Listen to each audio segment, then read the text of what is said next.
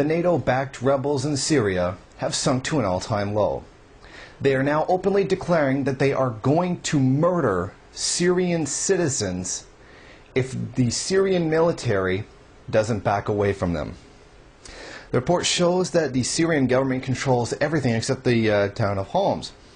Now, the terrorists have asked the army to leave, and if they don't leave, they're going to start massacring civilians. Reportedly, about 5,000 civilians have actually been taken hostage by the rebels. However, the Homs area is completely surrounded by and is currently being monitored by the military. Now, terrorists and mercenaries have been coming across the Lebanese border to fight with the Syrian military, and they've also had a huge roadblock now what are reported to be Iranian commandos that are helping prevent the influx of troops and mercenaries.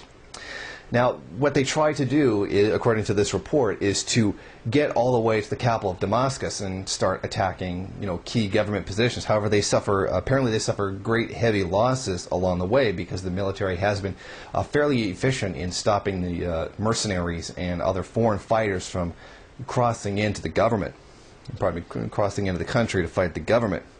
Now, it's very clear that NATO intervention is already going on. It's going on the same way that it did with Gaddafi. This is imperialism. There's no other face that you can put on this. There is no pretending the U.S. is not doing this. There is no pretending that NATO right now is not invading the country of Syria.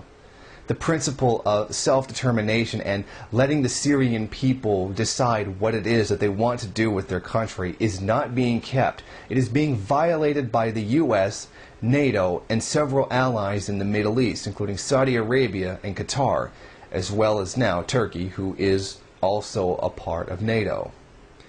There can be no denying that the U.S. is behind this. We have found the CIA and MI5 operatives that are coordinating rebel attacks against the Syrian government. To all those who are still standing there, still claiming that the U.S. is not involved, take a look. Also note the quiet that the U.S. government has been putting out on this. They're not talking about it. They're keeping any kind of mention of it to a very low minimum. They're not even dealing with the claims that they're involved. They are involved. They're not even dealing with people who have been coming out and saying that they've been involved. This is still being done very quietly. The same thing that was done in Libya in the beginning, when even France was giving guns to the rebels and the U.S. was coordinating attacks upon Syrian government buildings, while all the time claiming not to be a part of it.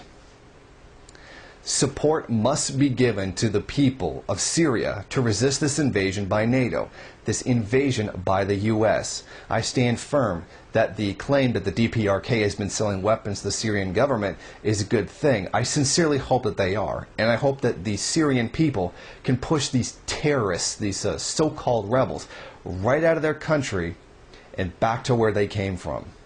And I think this shows very well, more than anything else, the real mentality of these terrorists, these NATO-backed terrorists. I want to emphasize that word.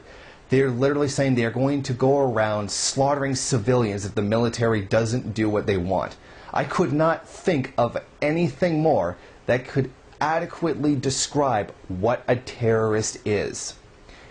NATO, the U.S., are the terrorists in this situation.